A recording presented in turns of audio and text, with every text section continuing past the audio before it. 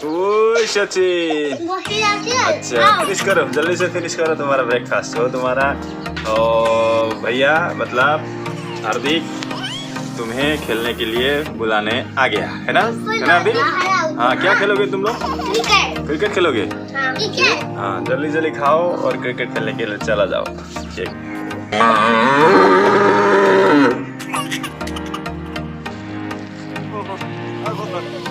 Guys, ये सुबह सुबह मॉर्निंग ब्रेकफास्ट कर रहा है और उसका दादा हार्दिक वेट कर रहा है करने के लिए। देखिए गाइस, आस्ते आस्ते आस्ते आस्ते। अच्छा, ओके, क्या के लिए टाटा बाय बाय है ना?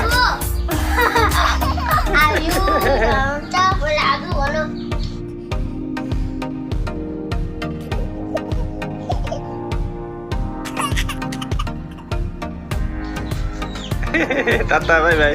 खाओ खाओ खाओ, फिनिश करो, अच्छा से खाओ ब्रेकफास्ट। ओके।